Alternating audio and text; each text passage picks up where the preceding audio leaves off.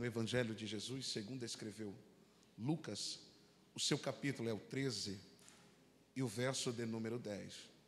Você que trouxe a Bíblia, ama ela, pegue ela, vamos lê-lo. Você que não trouxe, ou divida a leitura, ou veja no telão, assim como você achar melhor. Amém? Capítulo 13 do Evangelho de Jesus, segundo escreveu Lucas, e o verso de número 10.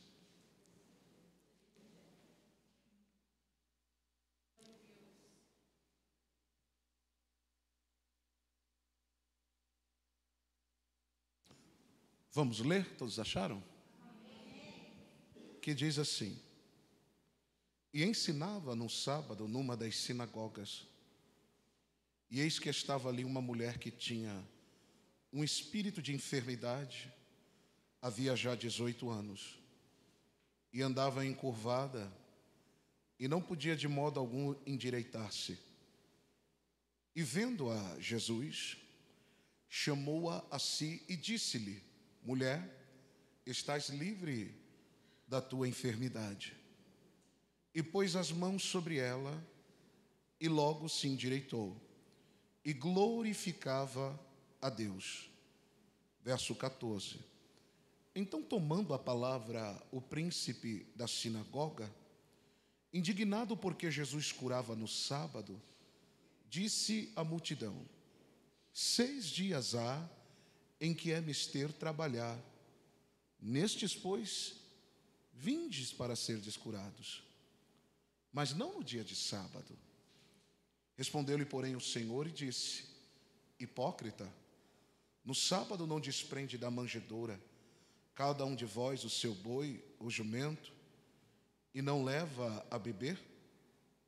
E não convinha eu soltar desta prisão, no dia de sábado, esta filha de Abraão, a qual há 18 anos Satanás tinha presa? Verso 17. E dizendo ele estas coisas, todos os seus adversários ficaram envergonhados, mas todo o povo se alegrava por todas as coisas gloriosas que eram feitas por ele. Eu quero frisar o verso 13 que diz: e pôs as mãos sobre ela, e logo se endireitou e glorificava a Deus. Podemos ler todos juntos no 3? Só para cravar na mente, isso é pedagógico. Vamos lá? 1, 2, 3.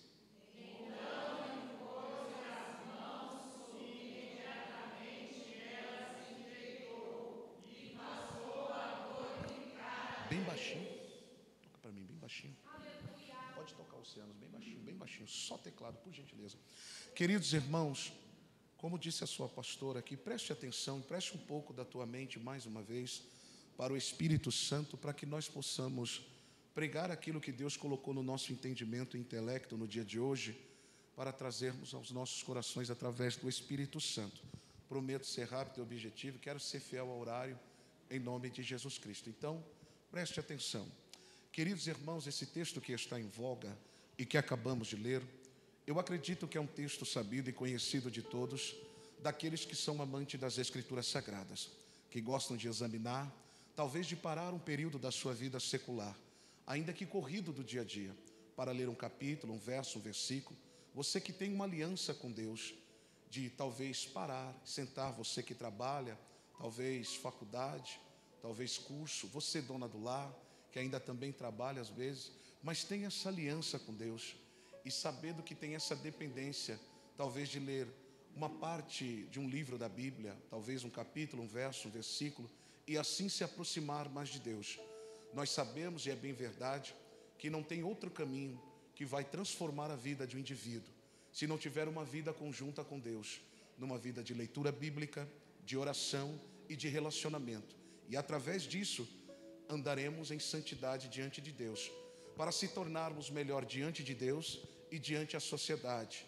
É bem verdade, queridos irmãos, que esse texto que nós lemos, é bem verdade que faltava poucos dias para terminar o ministério de Jesus. E é bem verdade que dentro das Escrituras Sagradas, a única coisa que nos vai levar diante de Deus é só através dela. Jesus declarou em João 5,39, ele declarou dizendo: examinai as Escrituras, porque vós cuidais ter nelas a vida eterna, e são elas que de mim testificam. O autor aos Hebreus, quando escreve no capítulo 4 e verso 12, ele diz que a palavra de Deus, ela é viva e eficaz. Ela é como uma espada alguma, mais cortante e penetrante, uma espada de 2 gumes, mais cortante e penetrante, que ela divide a alma, o espírito, entre juntas e medula óssea, e ela é apta para discernir as intenções do coração e do pensamento do homem. Haddon Charles Spurgeon foi um dos maiores pregadores do século XIX, considerado o príncipe dos pregadores. Haddon, quando tinha seus 15 anos de idade, estava indo para casa. Então, numa nevasca na Inglaterra, ele viu que estava muito forte e entrou dentro de uma capela, a qual era a igreja da época. E ali ele ficou atrás da nave da igreja. Neste dia, o pastor não foi, pelo motivo da neve estar muito alta e não poder chegar sobre a igreja. Então ficou a incumbência do porteiro pregar. Não tinha tanta eloquência, não tinha tanto conhecimento ou teologia bíblica, mas ele foi incumbido de subir no altar e pregar o evangelho. E eu acho isso lindo de Deus, que Deus não se prende a isso. E ali aquele homem começou a pregar, e Spurgeon estava nos fundos, e ele pregava dizendo: chegai-vos a Deus, e Ele chegará a vós. Aquilo entrou como uma espada no coração e na alma de Spurgeon. Ele foi para casa.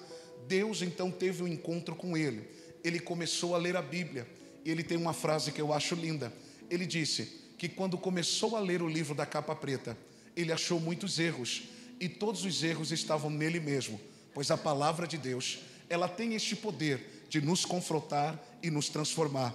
Pois bem, queridos irmãos, nos deparamos num texto a qual verdadeiramente é só Lucas que vai falar acerca deste acontecimento. Mateus não vai falar, Marcos não vai comentar, e muito menos João, o único evangelista que vai falar acerca deste acontecimento do ministério de Jesus, é só Lucas.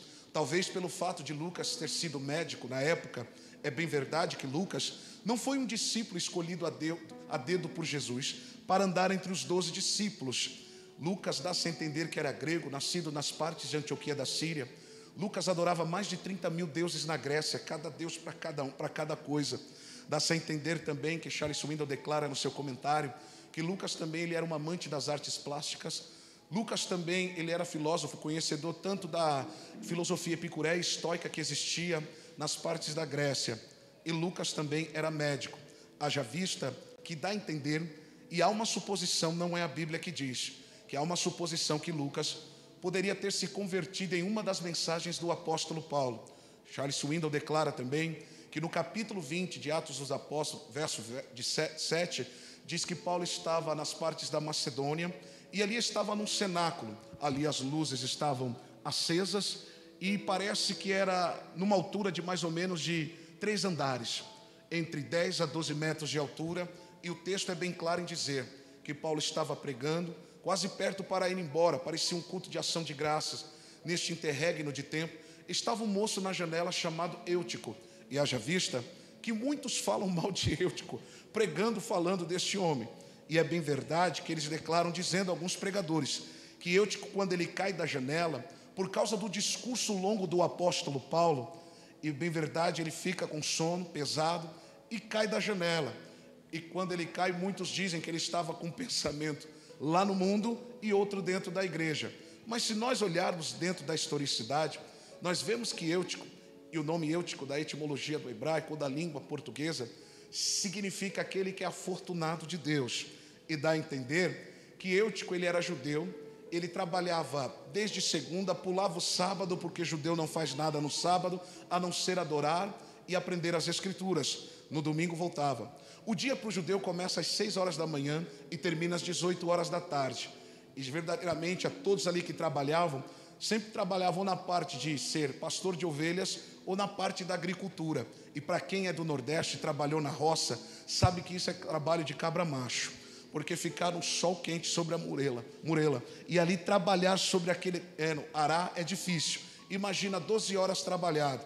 Eutico é aquela pessoa que trabalha, crente, e ele tem no coração aquilo que está em Deuteronômio capítulo 6 e 5. Amarás o teu Deus acima de todas as coisas, de todo o teu entendimento e de todas as tuas forças. Eutico talvez é aquela pessoa que nos dias de hoje, talvez chega cansado do trabalho, chega cansado do estudo da faculdade, mas ainda tem no coração: eu estou cansado, mas vou adorar a Deus, eu vou glorificar a Deus. E às vezes nós temos a pachorra de querer ter um termômetro espiritual e olhar a pessoa do lado, às vezes capengando e dormindo. Mas nós temos que entender que é só Deus que sonda os corações e mente. Haja vista que existe uma palavra em hebraico, kavaná. E o que é isso, Rogério? Significa a intenção. Olhe para cá e preste atenção. Isaías declara dizendo assim, este povo, ele me honra com os lábios, mas o coração, ele está longe de mim. Ora, Rogério, nós vamos adorar com as orelhas? Não. O que Isaías está dizendo é desta maneira: não adianta ter um gesto e a intenção não for verdadeira. Não adianta eu vir para a casa de Deus com um gesto e a intenção de adoração, a kavaná, ela não é verdadeira. Olhe que a mulher chegou para dar oferta, a viúva, e ela pôs 2 moedas. Todos deram o que sobraram, mas ela deu aquilo que era uma intenção verdadeira que estava dentro da sua alma. Então Deus a recebeu. Quando ele cai, Eutico, Paulo desce, abraça ele e diz: varões, não se pasmais, o menino não morreu, a alma está dentro dele. Há uma suposição que poderia estar Lucas neste dia. Agora imagina a cabeça de um médico. Conhece todos os 206 ossos do corpo adulto. Ele conhece toda a anatomia do corpo, os órgãos vitais. Paulo diz que não aconteceu nada ao menino, a não ser que ele caiu. A Bíblia não diz se ele quebrou um osso, se deu um traumatismo craniano. Na cabeça de um médico, ele para e pensa: sabe de uma coisa? Eu vou deixar esses 30 mil deuses que eu adoro na Grécia e vou adorar esse Deus de Paulo, que é invisível, mas é real. Mas aonde ele for, eu vou começar a escrever os atos do Espírito Santo. Lucas se levanta, se torna o primeiro historiador da igreja primitiva.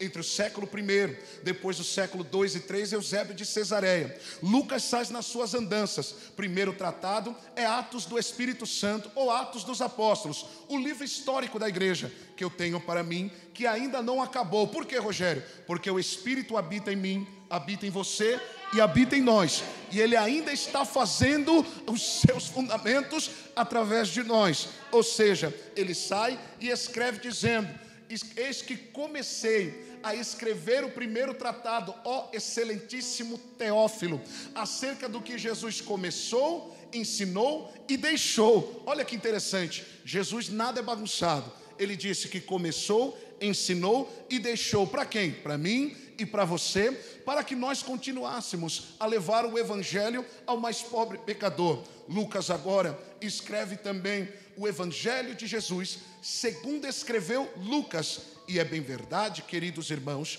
que ele então se atenta a escrever e a falar acerca deste acontecimento, que Jesus Cristo, perto de terminar o seu ministério, é bem verdade que Jesus passou por 3 períodos do seu ministério: iniciação, popularidade e oposição. Jesus estava aqui no período da oposição, quando os religiosos da época estavam indo contra o seu ministério. Pois bem, Jesus é uma personagem que ele divide o seu auditório: aqueles que amam, aqueles que não amam, aqueles que querem estar com ele e aqueles que não querem estar com ele. Jesus então, por ser um rabino novo, ele se destacava. Jesus não era fariseu, nem saduceu e muito menos escriba. Jesus era considerado um rabino marginal. Por quê? Jesus não gostava muito das primeiras cadeiras das sinagogas. Jesus era um pregador itinerante. Ele gostava de entrar nos lares, pegar o barco de Cefas às vezes, para fazer uma espécie de bimar, que era o público dos judeus, aproveitar o vento do Oriente, que era de trás para frente, para que a sua voz ecoasse o mais longínquo que fosse. Ou seja, ele aproveitava a altitude, ele aproveitava o espaço e o vento, pois não tinha microfone naquela época. Jesus então, ele se destacava pela sua sabedoria. E é bem verdade, por isso que ele era chamado às vezes para pregar nas sinagogas. Olhe para cá e preste atenção. É bem verdade que quando nós vemos em Lucas capítulo 2, verso 40 ao 41 em diante, a Bíblia diz que Jesus está com 12 anos, e o texto diz que o menino crescia e se fortalecia em sabedoria também, e a mão de Deus estava sobre ele. A Bíblia diz que ali todos os anos ele subia para Jerusalém, talvez 12 anos, fazer a cerimônia diante do sacerdote, porque ele vai se tornar o filho da aliança, o filho do concerto. Se perderam de Jesus os seus pais, não foi Jesus, porque Jesus não se perde de ninguém, ele sempre está no lugar, somos nós que se perdemos dele. Depois de 3 dias, acharam Jesus no templo. Quando ele estava no templo, na frente dos maiores doutores da lei, eles perguntavam, eles respondiam, eles davam então uma réplica e Jesus uma tréplica. Quando então encontraram, depois de 3 dias, a sua mãe declarou: por que fizestes isso conosco? Jesus é aqui, a primeira vez que ele vai dizer quem é o pai dele, ele declara dizendo: por que me procurais? Não sabeis que eu estou na casa de meu pai e que eu há de tratar os seus negócios? Então, logo os doutores: que sabedoria é essa? Quem é esse menino? Por que escondeu ele de nós? Mal sabiam eles que João, no capítulo 1 do seu evangelho, iria escrever que no princípio era o Logos, e o Logos estava com Deus, e o Logos era o próprio Deus. Ou seja, no princípio era o Verbo estava com Deus, e o Verbo era o próprio Deus. A palavra Logos significa princípios de uma doutrina ou aquilo que é vivo. Logo eu entendo que aquele que era e estava nos altos céus e que é, ele se manifestou em carne, o Verbo andou no meio de nós como uma palavra viva. Logo nós vemos então que quando Paulo escreve a sua carta doutrinária, a primeira carta aos Coríntios, capítulo 1, no seu verso 21, mal sabiam todos eles isso. O quê? Que diz assim: visto que como na sabedoria de Deus, o mundo não conheceu a Deus pela sua sabedoria, mas aprove a Deus salvar os crentes pela loucura da pregação. Lá embaixo ele diz: porque os judeus, eles buscam o que é sinal. Sabe aquele crente que só vive de milagre, que só quer buscar milagre, que só quer porta aberta, que acha que evangelho é só isso e não tem mais nada mais, que só vive disso? Pois já existia nessa época. Ele continua dizendo: os gregos buscam sabedoria, mas nós pregamos a Cristo crucificado. No verso de número 24 ele diz: mas nós que somos chamados para pregar o evangelho, nós pregamos a Cristo, que é o quê? Poder de Deus e a própria sabedoria de Deus. Então Cristo era a própria sabedoria. Olhe para cá, o que eu acho interessante, que Jesus é chamado, como então ele se destacava por ser um rabino novo, se destacava dos demais, ele é chamado para pregar na sinagoga, a qual era a igreja dos judeus. Presta atenção, as sinagogas não eram um templo, as sinagogas eram uma espécie de igreja da época. Jesus então é chamado. Existem 2 textos que era para pregar naquela época, nos sábados. Um é chamado de Haftaró, que são alguns pedaços dos textos que existem da Torá, e também trazia o sermão do dia, que era chamado de Parashá, que era o ensinamento e a porção do dia. Jesus é chamado para trazer isso, a Parashá, o ensinamento do dia. É dentro de uma sinagoga. A palavra sinagoga, da etimologia do hebraico, da nossa língua portuguesa, para a nossa língua portuguesa, se chama sinagogé ou esnagogé. E o que é isso? Significa uma assembleia de homens reunidos para aprender as escrituras e adorar a Deus. As sinagogas, queridos irmãos, vieram surgir no período do cativeiro babilônico, quando então a Babilônia ela invade em 3 campanhas, no ano 605, 597, 586. Ali o templo é destruído, os muros são queimados, as portas são fendidas. Então é levado 10.000 cativos, o povo está preso, e neste interregno de tempo não tem mais aonde adorar e glorificar. Se levanta o primeiro escriba, chamado Esdras. Esdras ganha para o judaísmo Artaxerxes II, que é neto de Esther. E neste interregno, quando ele ganha, ele diz: não tem aonde adorar a Deus. Tem como abrir espaços para nós adorarmos os deuses de Israel? Então Artaxerxes: pode abrir. E ali então vai se expandindo as sinagogas.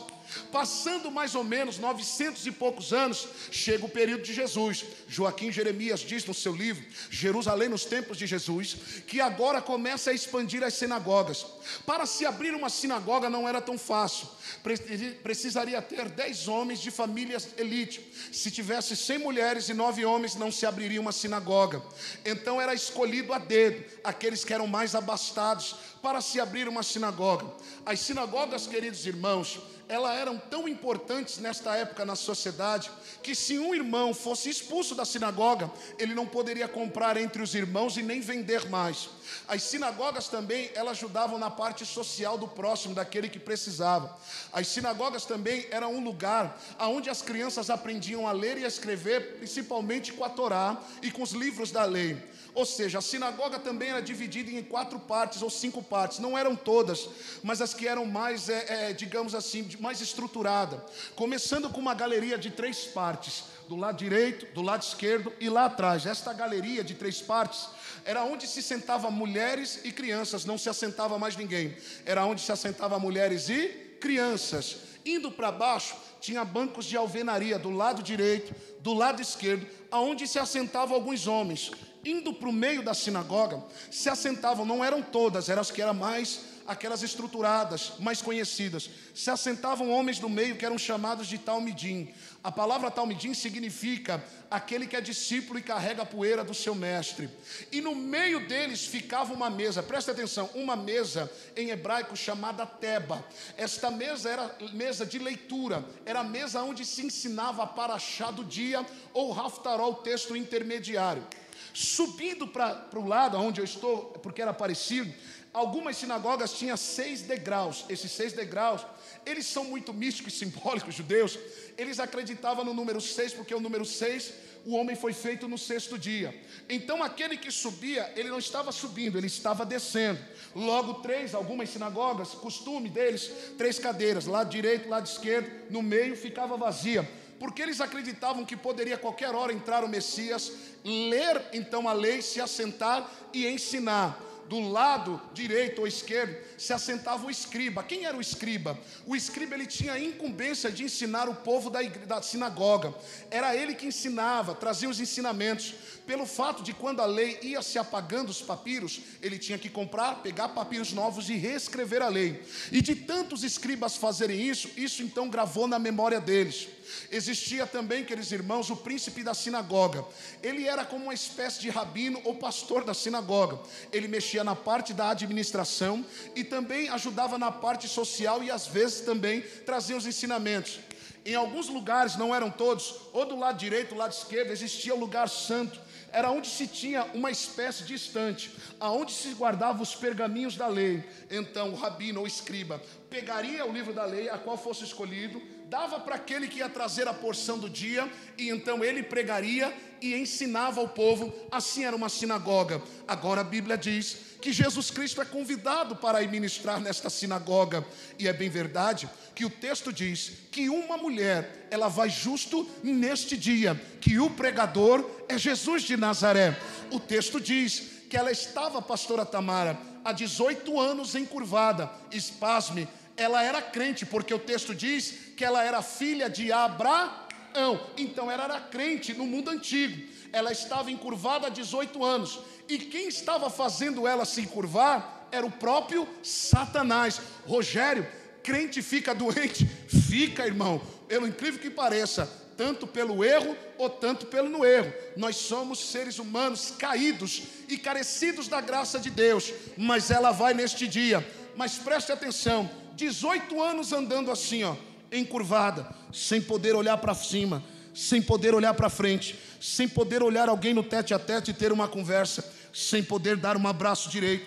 Talvez sua casa toda adaptada para cozinhar, para varrer.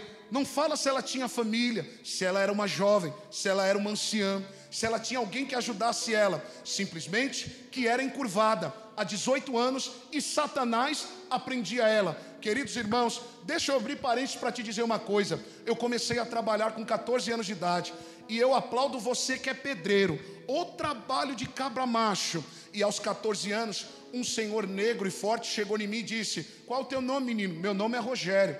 E ele disse assim, você quer trabalhar para mim? E eu disse, quero. Para quê? Você vai só fazer massa. E eu peguei, olhei para ele, o senhor quase de 70 anos, eu falei, isso aí vai ser mole. Irmãos, pasme.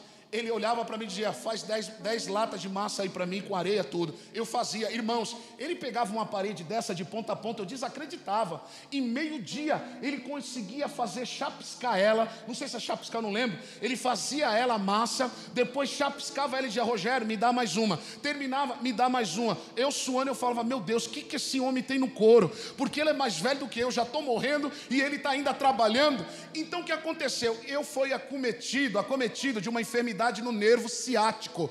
Irmãos, eu sofro do nervo ciático.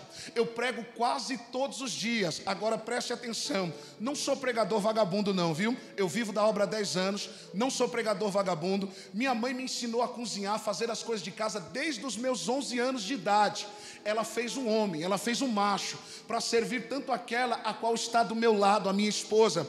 E o que eu acho interessante, eu acordo de manhã, eu tenho que fazer todo esse aparato. O que, Rogério? Eu acordo de manhã, orar, estudar a Bíblia. Para me preparar um sermão de 1 hora, eu tenho que estudar de 6 a 8 horas, para Deus dar iluminação. Depois tem que ajudar dentro de casa, para depois eu ir para a igreja. Pregar mexe com o metabolismo, mexe com o mundo espiritual. Tem dias que eu chego em casa, parece que eu tomei uma surra de 10 homens. E quando o nervo ciático ataca, pior ainda, eu durmo e parece que eu não descansei. Parece que alguém dormiu em cima de mim. Minha casa é enorme, o quarto é a sala e a sala é o quarto. Depois a cozinha, a área de serviço, acabou. Então, quando eu levanto às vezes dolorido, pregando a semana inteira, eu já acordo gritando. Miqueias fala, pai, o que é isso? O nervo ciático atacou. E literalmente, irmãos, eu levanto torto. E até o nervo e o músculo esquentar demora. Aí é onde eu vou me consertando.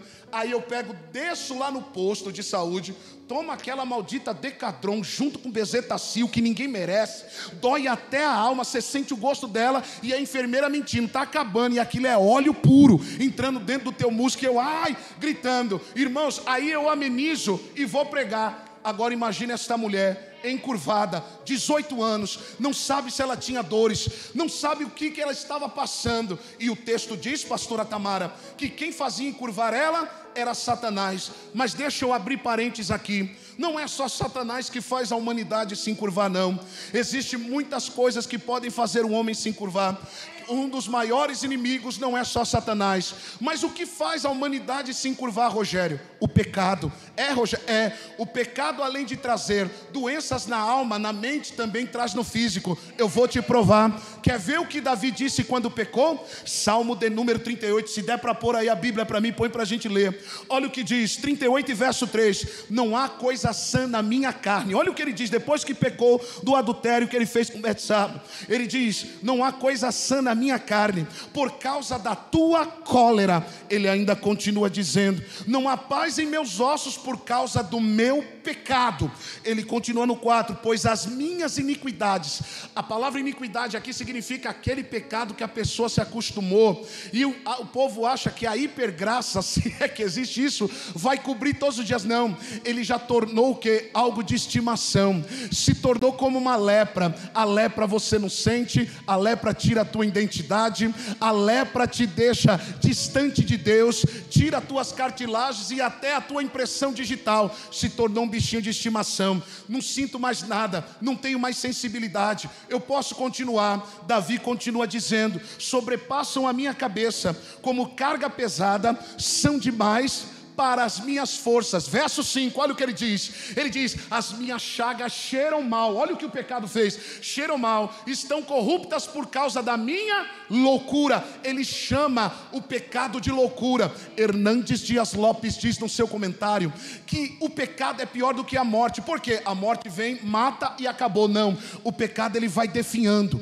ele vai chupando a pessoa como uma laranja e deixando um bagaço. Verso de número 6 diz, e estou o quê, igreja? Encurvado, e ando muito abatido, e ando lamentando todos os dias. O pecado ele te faz encurvar, mas o pecado não é só ele que encurva. O que faz, Rogério? Salmo 42, verso de número 5. O pecado também, olha o que faz acontecer, queridos irmãos, ele traz tristeza. O que faz um homem encurvar? A tristeza. Vou te provar, olha o que Davi disse, porque estás abatido, ó minha alma, e porque tu perturbas dentro de mim, espera em Deus, pois eu ainda o louvarei pela sua salvação da sua face. Davi, parece que quando a gente lê esse texto, a gente está dizendo o quê? A gente está dizendo isso, ó, não, Deus vai salvar, eu estou no momento de opróbrio. Não, aqui é que ele tinha pecado, e ele está falando da salvação dele, ou seja, ele está fazendo um solilóquio da alma.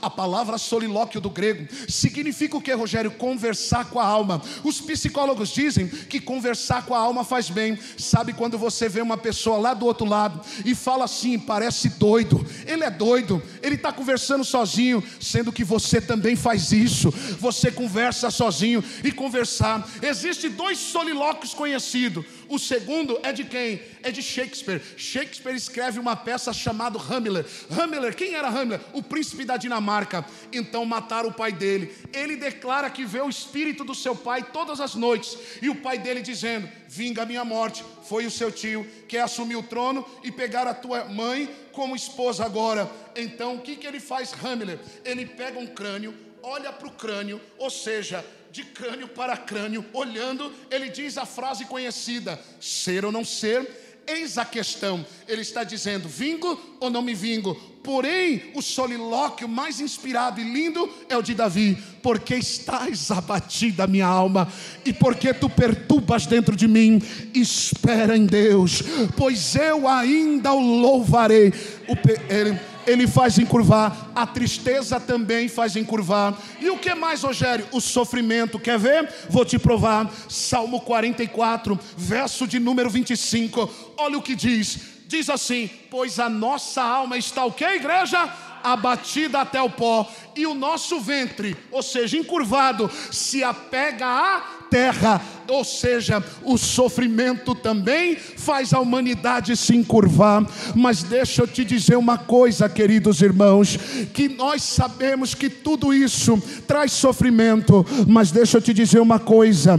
Lucas capítulo 11, no seu verso de número 22, se não me falha a memória, olha o que vai dizer, 21, olha o que diz, assim, desta maneira, quando o valente guarda amado a sua casa em segurança, tudo está quanto tem. O que é isso, Rogério? Olha o que eu te disse, o que faz encurvar o homem, Satanás, o pecado. O que faz encurvar o homem, a tristeza, o sofrimento. Mas deixa eu te dizer uma coisa, não tem cadeia, não tem demônio, não tem Satanás, não tem pecado, não tem tristeza, não tem sofrimento, não tem prisão, não tem cadeias de alcatraz, não tem grilhões, não tem cachaça, não tem maconha, não tem cocaína, não tem adultério, não tem pecado. Aonde, Rogério? Aonde o mais valente chega. 22, que diz, quando vindo sobre outro mais valente que ele, vencendo, tira toda a armadura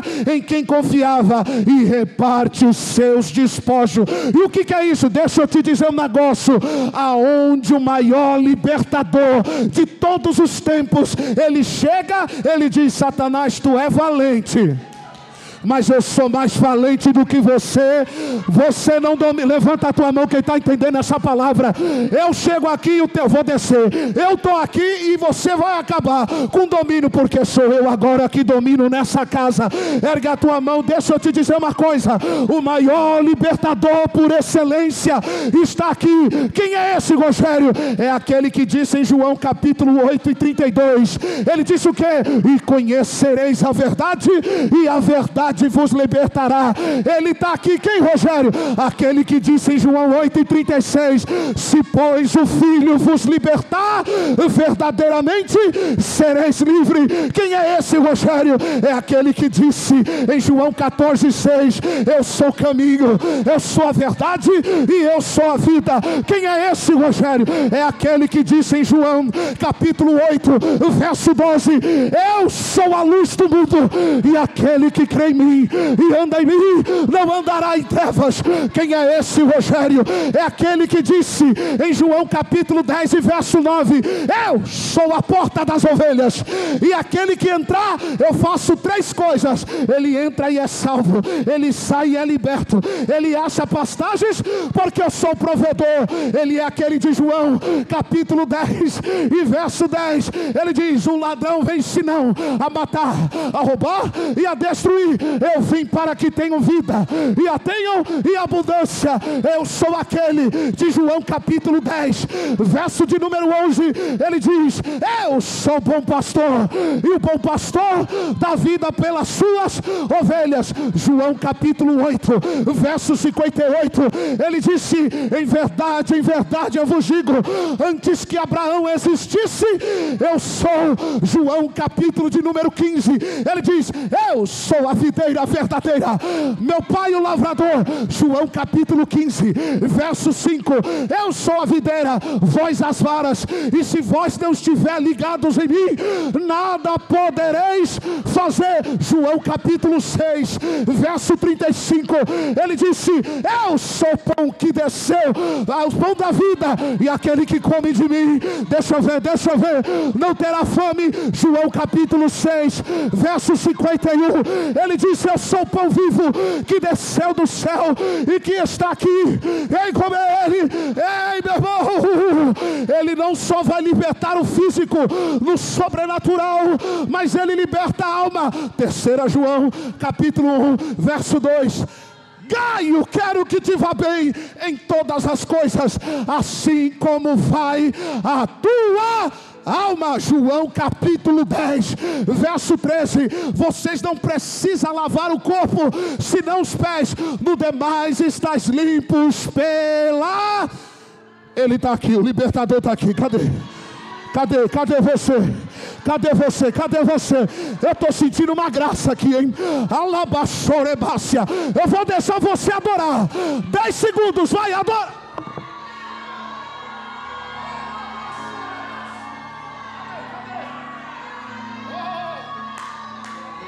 Só quem está recebendo, cadê você? Vem comigo no glória. Ajuda o gordinho cansado a pregar. Ei, ele ainda está aqui nesta noite. Levanta a tua mão, eu vou gritar, você vai me responder para mim. Quem é o maior libertador? Aplaude! Olha aí, ó. Adora também, adora.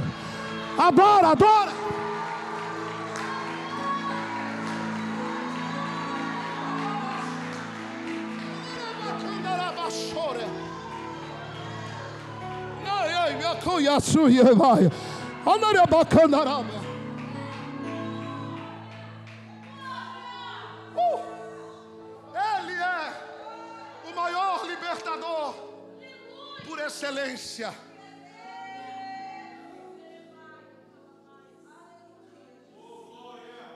Eu vou cortar a mensagem que vocês já entenderam. Isso aqui foi a introdução. Eu vou entrar na revelação para terminar. Faz assim com a tua mão que o Papai do Céu te deu. A igreja aqui eu sei que é inteligente, que os pastores são bíblicos. Eu sei que já entenderam.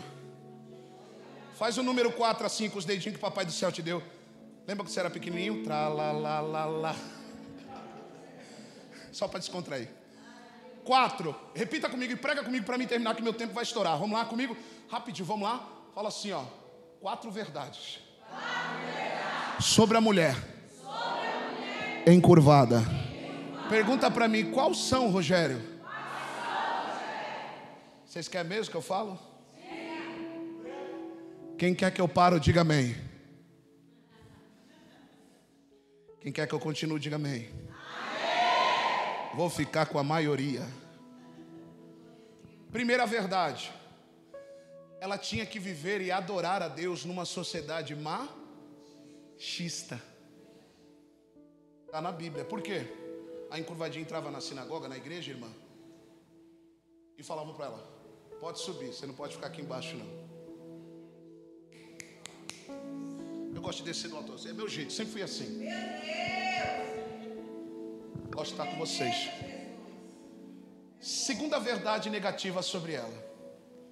O judeu, ele pensa assim, ó.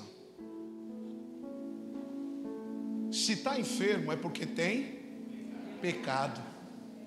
Vou te provar. João capítulo 9. Jesus está passando. Rapidinho, pra você entender. Jesus está passando. Aí os discípulos, Jesus, cego de nascença, quem pecou? Foi ele ou foi os pais dele?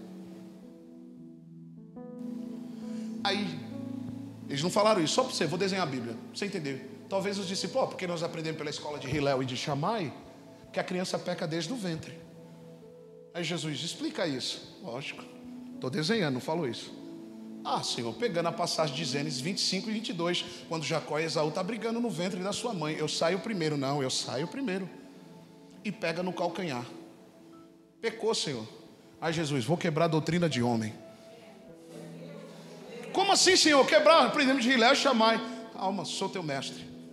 E quem pecou? Nem ele e nem os pais. E por que ele está assim? Para que se manifestasse o sobrenatural de Deus. Segura essa glória para nós dar mais glória. Então ela tinha que entrar na igreja. Aí a patotinha, sabe o grupinho? Lá na minha igreja tem, eu sei que aqui não tem. Só tem lá na leste. Aqui não tem. Aí o grupinho, olha ela aí, menina.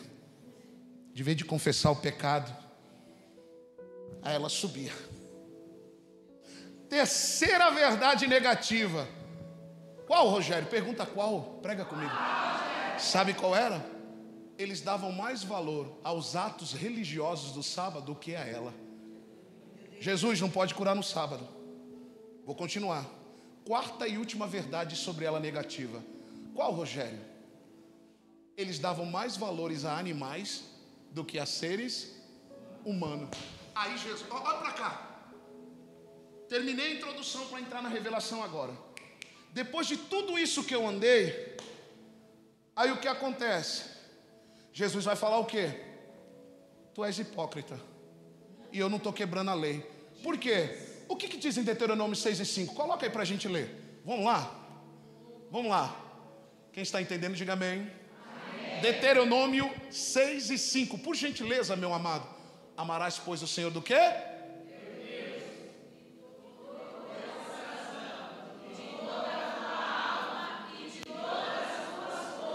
Só que aí Jesus vai completar no Evangelho. Lucas 10 e 27, se não me falha a memória. Vamos lá. Lucas 10 e 27. Vamos lá? Olha o que diz. Que coisa linda. Vamos lá de novo? Vamos lá, igreja. 1, 2, 3. E respondeu.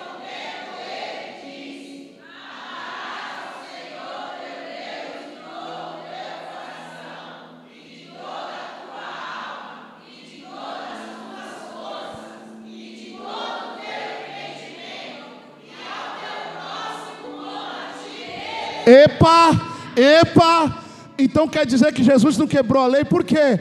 Porque ele está amando e a vida está acima de qualquer coisa. Meu Deus do céu, meu Deus. Olha para cá, isso que ela passou. Mas ela não ficava assim não, ó. Eu não vou hoje para a igreja, está chovendo muito, estou com dor aqui. Ah, pastor, hoje é festa do cachorro quente, não vai dar para mim. O meu pet está fazendo aniversário, não vai. A gasolina está cara, eu vou deixar para ir no domingo. Ela não ficava arrumando desculpas para não ir para a casa de Deus. Ela enfrentou o que? Julgamento, machismo, menos valor do que coisas fúteis e que não prestavam muito, mas ela ia adorar. E o que é isso, Rogério? Parece que ela estava lembrando que na viração dos dias Deus descia no Éden para ter relacionamento com ele, e ele não se escondia quando não tinha pecado. Nesta noite deixa eu te dizer, para de dar desculpas para Deus para não vir para o culto. Levanta a tua cabeça e vem para o culto que Deus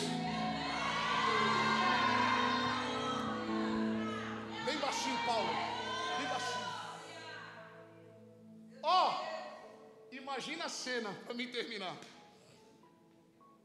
Olha o rabino, o príncipe. Jesus, mestre, o Senhor está com a oportunidade.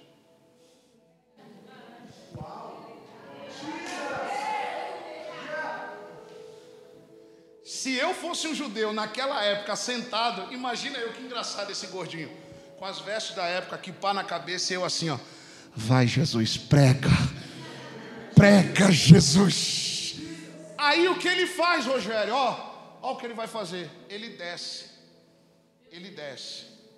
Dê risada da minha cara não, viu? Ele desce. Quem pegou a introdução vai entender. O escriba.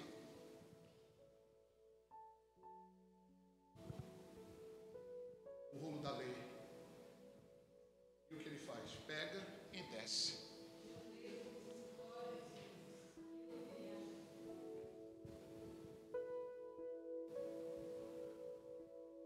Talit na cabeça, rolo da lei.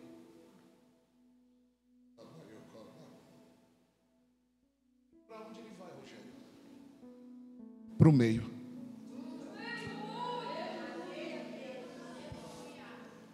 Para onde ele vai? Para o meio. Por quê? É onde fica o Teba, a mesa de lei, que ficava no... Jesus Christ, essa foi boa. Aí ele vai para o meio. Mas o meio aqui não é por acaso. Ele vai para o centro. Meu Deus. Ele vai para o meio. Por quê? Porque o centro não é campanhas. O centro não é entretenimento. O centro não é o pregador, não é o cantor, não é o instrumentista. O centro não é antropocêntrico. O centro é cristocêntrico. Aí ele vai para o meio. Cadê você que está entendendo? E ele vai para o meio porque ele sabe que o centro de tudo não é um evangelho corrompido. É ele. Ele é o centro. Quer ver que eu vou te provar? Marcos capítulo 3 e verso 3, ele está em outra sinagoga, ele vai para o meio, olha o homem da mão mirrada lá atrás, isso é outra mensagem, e diz: ei, levanta-te e vem para o centro da minha vontade. Não é só, ele olha Nabucodonosor, Daniel capítulo 3, 25, 4 e 25, ele olha, não foram 3 que nós jogamos na fornalha? Foi, mas eu vejo o quarto homem que tem a semelhança do Filho dos Deuses. E o que ele está fazendo? Está passeando no meio deles, no meio deles, no meio deles, no meio deles, no meio deles. Mas preste atenção, Mateus 27, 37 e 38. E o crucificaram, um ladrão à direita, um ladrão à esquerda, e ele no meio. Apocalipse 8 e 5, ele olha e diz: João, eis que vi os céus abertos, e eu vi o que? Eu vi 24 anciãos, eu vi 4 seres viventes, mas eu vi um trono que estava no meio dele, e sentado no meio do trono tinha o Cordeiro. Ele levanta, pega na mão do teu irmão aí, ajuda o gordinho a pregar, pega na mão dele, se você quiser, sem educação para ele não dormir, chacoalha e diz assim, ó: o centro da tua vida não é este evangelho barato. O centro da tua vida não é esta teologia da prosperidade. O centro da tua vida não é a fraqueza de Deus que dizem por aí que é o homem. O centro da tua casa, do teu trabalho, da tua família, da tua faculdade, da tua igreja, dos teus pastores, do teu ministério, ainda é Jesus de Nazaré. Ele é, olha aí, ó. Ele é o centro do teu casamento. Eu vou deixar você, tem gente chorando aqui, ó, tem gente chorando ali, ó. Ele é o centro de tudo. Ele é o centro, pastora Tamara. Ele é o centro da tua saúde, ele é o centro da tua mente, ele é o centro da tua alma, ele é o centro do teu espírito, da tua carne. Ele é o centro. Se ele não for o centro, este evangelho não serve para nada. A ele a honra, a ele a glória, a ele a majestade, a ele o poderio, a ele a glória pelo... Olha aí, ó. Eu vou deixar você adorar. Cadê? Enche esse lugar de adoração, vai.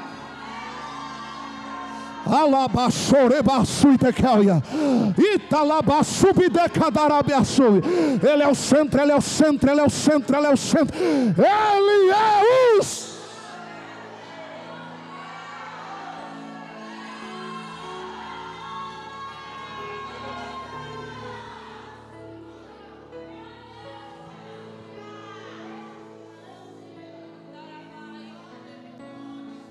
Fala para teu irmão assim, ó. Ele é suficiente.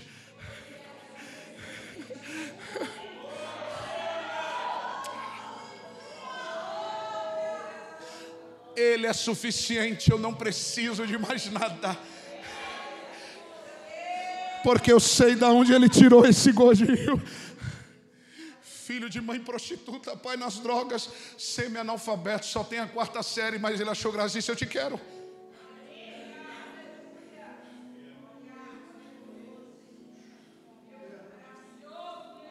Porque Ele é suficiente. Porque há mais ou menos 25 anos atrás, quando eu estava dormindo na rua, em cima de uma laje, minha mãe era espírita, eu já tinha perdido minha mãe com vírus HIV, não tinha mais família. Eu fui dormir numa laje, do lado de uma igreja, com um cobertor que um amigo me deu. Eu olhei para cima, vi as estrelas, numa noite de junho e julho, frio. E eu peguei e gritei, olhei para cima: Deus dos crentes, o Senhor existe.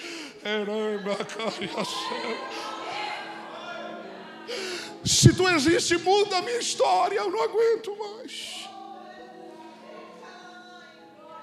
Eu desci numa avenida chamada Curva do S, lá no Cangaíba.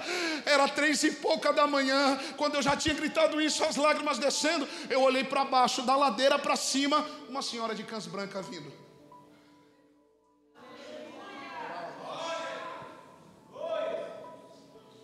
Desse tamanhozinho, só eu e ela na rua. Ela pegou na minha mão, bateu o pé, eu nem sabia que era aquilo.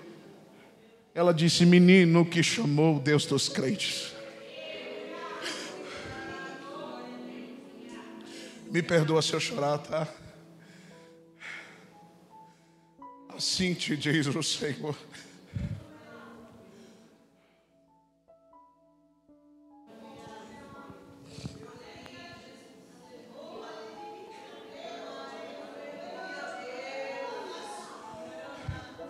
Vou te dar uma família e te fazer um pregador da minha palavra. Eu chorei e falei: para, eu não sei nem falar. E eu me lembro até hoje. Ela disse: Deus enxertará ciência na tua cabeça. 20 anos eu estou aqui com os meus erros e acertos, porque Ele é o centro da minha vida. E eu não preciso. Há 10 anos que eu prego, vivo na obra. Eu não peço R$1 para pregar, mas Ele é o meu conforto, o meu consolador, o meu sustento. Me faz sentar em lugares de príncipes que eu não tenho nem como estar. Pessoas mais capacitadas, mas Ele achou graça. Que Ele é suficiente, porque eu não sei. Quando Ele vai para o meio, imagina, Ele vai ensinar. E quando Ele abre o livro da lei, Ele começa. Ele não disse isso, é só para romantizar um pouco. Imagina Ele lendo: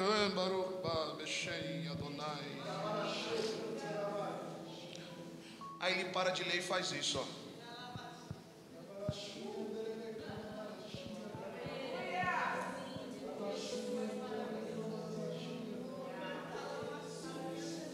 E levantando os olhos, Ele vai para Galileia.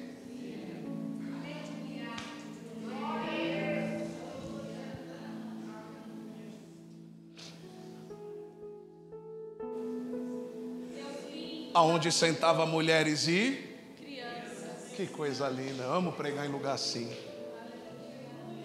Ela está cheia de mulheres e crianças do lado dela. Sábado enche sinagoga, não fica vazio. É o dia da adoração, o dia de aprender. Só que quem está sentado do lado dela, olha que coisa linda, ele vê. Estão sentados assim, ela não, ela está sentada assim.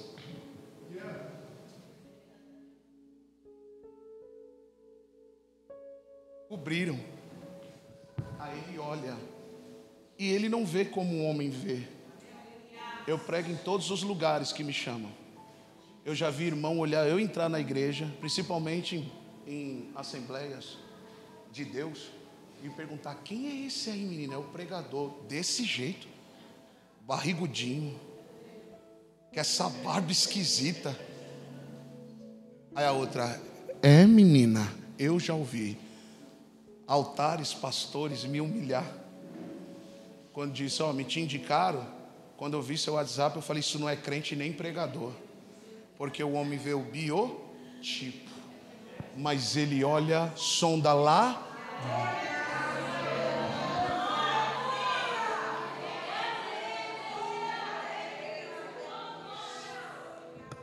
E ele vê, estão abafando ela, mas ele vê, desceu.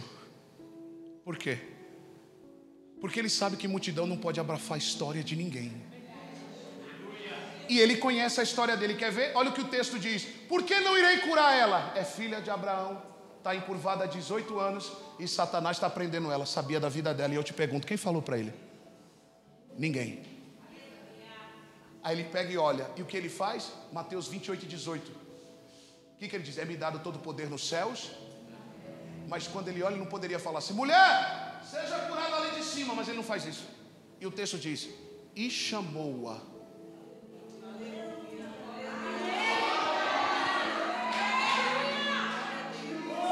Para envergonhar? Não. Por quê? Ele é carpinteiro. E ele sabe que não tem como consertar ninguém de longe. Ah, meu Deus do céu. Não tem como consertar alguém que fica em cima do muro. Não tem como consertar alguém que é simpatizante do evangelho, mas não quer aliança. Aí o que ele faz? Mulher, para mim te consertar eu tenho que ter relacionamento e você tem que vir para o centro da minha vontade. Senão não dá para te curar. Aí ela: tá bom, eu vou. Aí ela vem a encurvadinha para o centro da vontade, para o centro da vontade. Pega na mão do teu irmão, pega na mão do teu irmão e diz: Jesus está te chamando todos os dias. E ele não está perguntando se você está em erro, se você está fazendo coisa errada. Pelo contrário, João 6,37, ele diz: todo aquele que o Pai me dá e vem a mim, de maneira nenhuma lançarei fora. Ele vai vir torto, mas quando chegar no centro da minha vontade, eu vou consertar ele, eu vou consertar ela, eu vou consertar a tua. Levanta a tua mão para tu receber. Deus está te dizendo: eu vou consertar aquele teu filho lá na tua casa, o teu esposo, o teu familiar. Eu vou fazer porque vai vir para o meio, vai vir para o meio, vai vir para o meio. Olha aí, olha aí, tem gente recebendo. Eu vou pegar o teu familiar, eu vou pegar a tua vida, eu vou te endireitar, eu vou te consertar. Eita Deus, ei, fala, Deus não se esqueceu de você. Deus está te vendo, Deus está te olhando. Vem me ajudar aqui.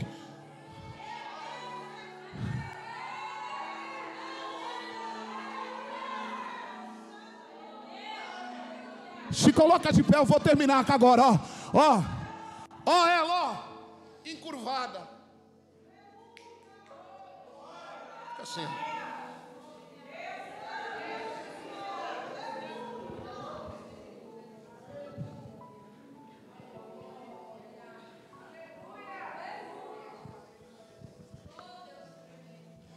Qual o seu nome? Clécio.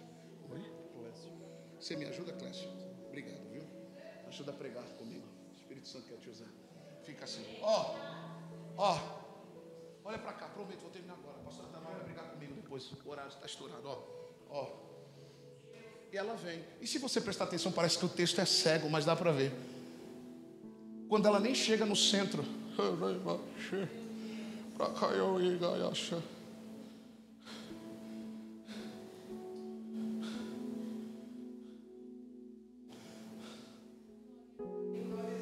Parece que ela nem chega, ele vê.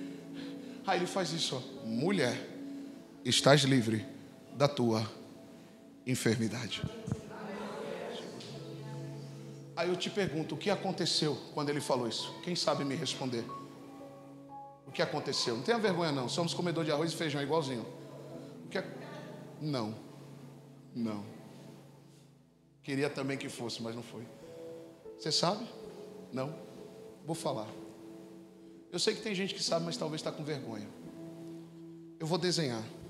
Jesus poderia curar ela em 4 segundos, 2 segundos, irmãos. Mas por que ele fez isso? Para ensinar o pessoal do século 21 hoje que nem tudo é enfermidade, nem tudo é demônio. E às vezes é demônio, ele abusa da enfermidade e ele coloca a enfermidade. Tem base bíblica? Tem. Se não me falha a memória, é Mateus 9:22 e Mateus 12:37. Tem Lucas 9:37 também. Por quê? Tem demônios, tem coisas na alma, presta atenção, na pessoa, que ela vai ter enfermidade porque somos caídos. Tem coisas que é demônio que vai colocar. Se for no nome de Jesus, tem que sair. Tem coisas que a pessoa tem enfermidade e o demônio vai se aproveitar jogando seta. Vou te provar um negócio, quer ver? Um menino que tinha epilepsia, você vai entender essa epilepsia. Lucas 9:37, Jesus desce do monte e ali os discípulos estão debatendo teologia, que era para orar e, né? Michel até pregou isso aqui no dia, se não me falha a memória. Olha que interessante. E eles pegam e faz o quê? Ó geração incrédula, até quando eu ficarei convosco? Traz o menino aqui. Só que quando o menino vem, Jesus estava cheio do poder, porque tinha se revestido num ponte, para depois descer para o deserto. E quando ele veio, ele não falou nada, o menino se manifestou. Só que presta atenção, ele fala assim, ó, os teus discípulos não quiseram expulsar o pai do menino. E Jesus pergunta, até quando ele está aqui? Desde a sua meninice. Só que a palavra meninice no grego aqui é brefos. Brefos significa o quê? Que este menino tinha essa situação desde o ventre uterino. Que um demônio vinha, pegava ele e o quebrantava. Você está vendo porque Jesus fez isso? Por que Jesus fez isso? E o que aconteceu? Quando Jesus falou, estás livre da tua enfermidade, ela não foi curada, ela continuou assim. Por quê? Jesus primeiro estava trabalhando no mundo espírito. Porque a enfermidade era na onde? Mas qual era a origem? Satã? Mais ou menos assim. Já te vi, Satanás. Sai dela. Só que ela ficou. Porque o ser humano tem a capacidade de se adaptar com as situações da vida. Segura! Quando ele trabalhou no espiritual, aí ele falou, agora é no físico. Para consertar é só de perto. Verso 13. Impõe-lhe as mãos.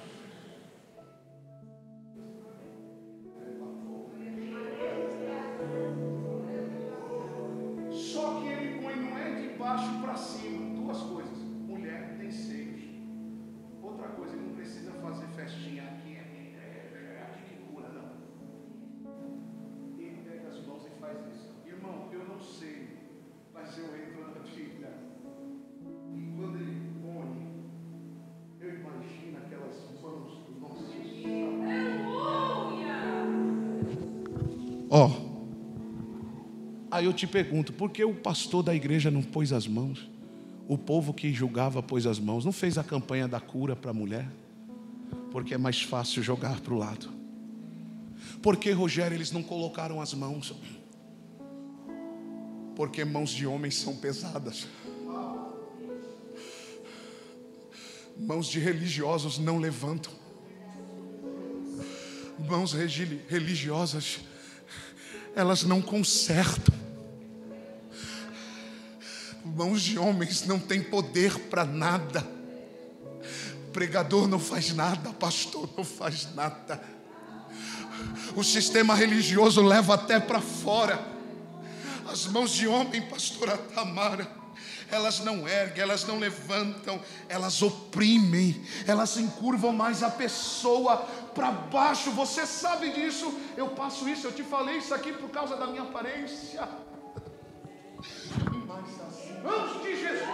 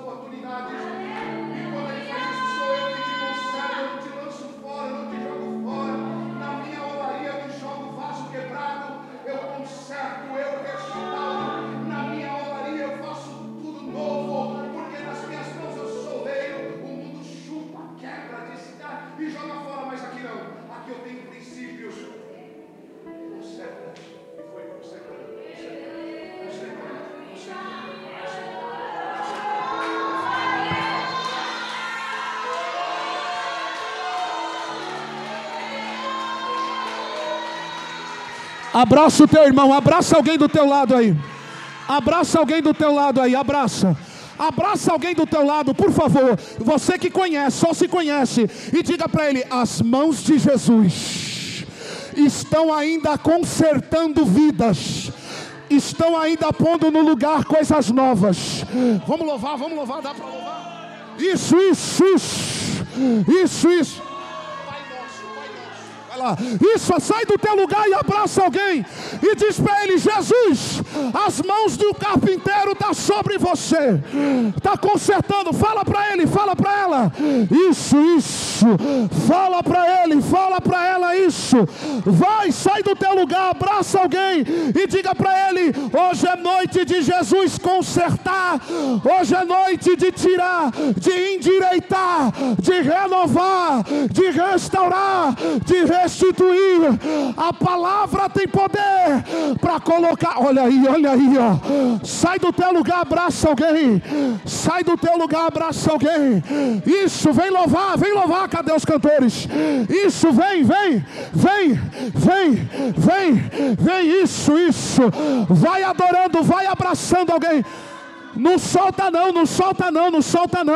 Segura no abraço, não solta não. Fala para ele: as mãos de Jesus. As mãos de Jesus. As mãos de Jesus. As mãos de Jesus. As mãos.